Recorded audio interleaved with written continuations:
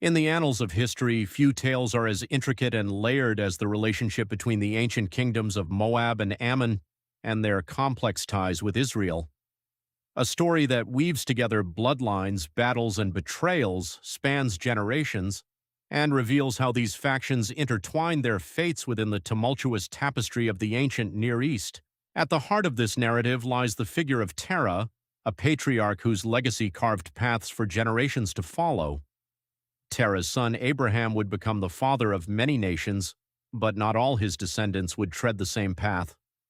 From Abraham, we trace the lineage to Isaac, then to Jacob, and eventually we bear witness to the birth of Israel.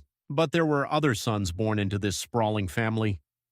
Abraham's brother Haran fathered Lot, the namesake of a clan that would shape the course of history much further down the line. It is within this context that we first meet the Moabites and Ammonites, descendants of Lot who would live in the shadows of Israel's unfolding tale. Moab, situated east of the languid waters of the Dead Sea, was not merely a territory, it was a realm where familial ties complicated military alliances. The Moabites traced their ancestry directly to Moab, Lot's eldest son, destined, it seemed, to be rivals yet intimately linked to the very people from whom they descended. Their relationship with Israel was not simply one of conflict, it was a web of strange kinship and profound enmity. As the Israelites sought the Promised Land, their heavenly called homeland, they crossed paths with the kingdom of Moab. Their leader, King Balak, observed the swelling ranks of Israel with fear. In his trepidation, he sought out a way to thwart their progress. He summoned Balaam, a soothsayer rumored to have the power to curse anyone the king desired. But what unfolded would defy Balak's expectations. Instead of bringing forth a curse upon Israel, Balaam spoke blessings, his prophecies echoing through time, underscoring a divine favor. This moment marked a critical juncture, one where the Moabites' attempts to diminish their feared neighbors would instead serve to exalt them.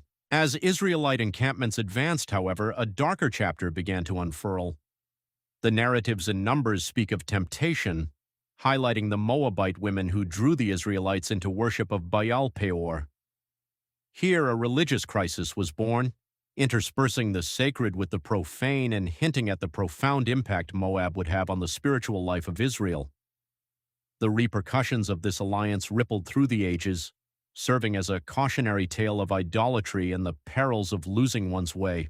Fast forward to the era of the Judges, and the scales had tipped once more. Israel was poised for a transformation, but not without facing new threats.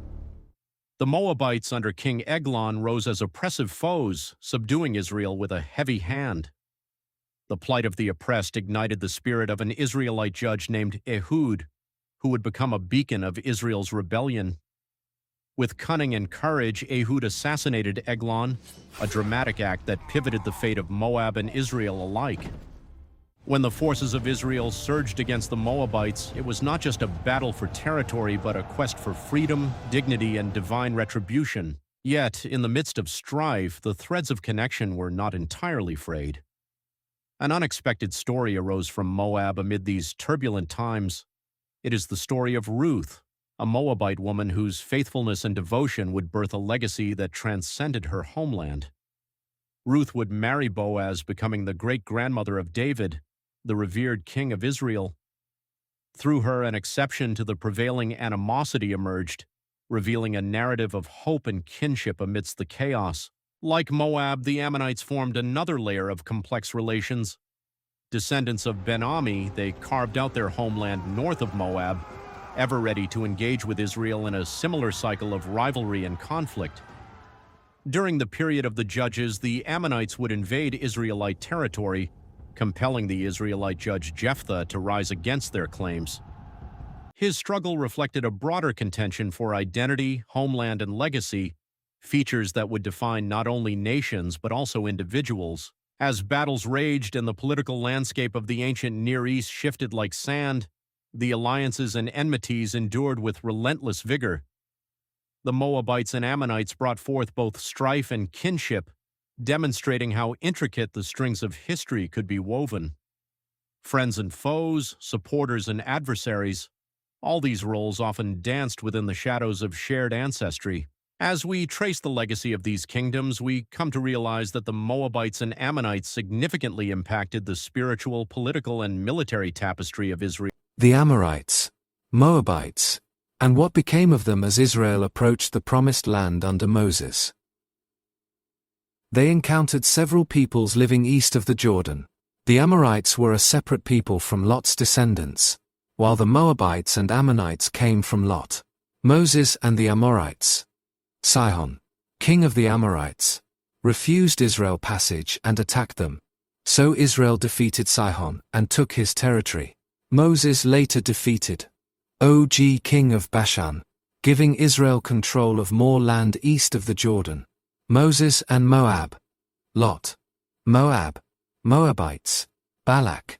Israel was not commanded to conquer Moab because its territory had been given to Lot's descendants. But Balak, king of Moab, feared Israel and tried to have Balaam curse them. Later, Moab became a military and religious rival of Israel. The Moabite kingdom. Lot. Moabites.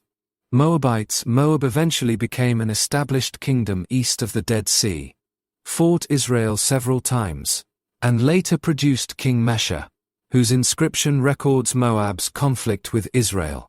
Eventually, Moab lost its independence, under the great empires of the region. The Ammonite kingdom. Lot. Ben. Ammonites.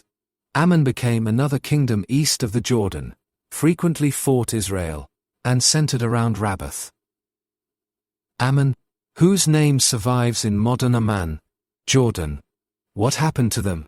The independent kingdoms of Moab, Ammon, and the Amorites eventually disappeared as Assyria, Babylon, Persia, Greece, and Rome successively controlled the region, while their populations became part of the changing peoples of the area. Can we identify them today? We can clearly identify their ancient lands and archaeological remains. But we cannot reliably say that a modern population is simply the Moabites or the Ammonites. Their ancient territories are primarily within modern Jordan, and Ammon's name preserves a particularly strong connection to ancient Ammon. Closing thought. The story began with Lot, Abraham's nephew, and eventually produced nations that lived beside Israel for centuries. Sometimes as relatives, sometimes as enemies, and sometimes as unexpected allies, until their ancient kingdoms disappeared into the larger history of the Near East.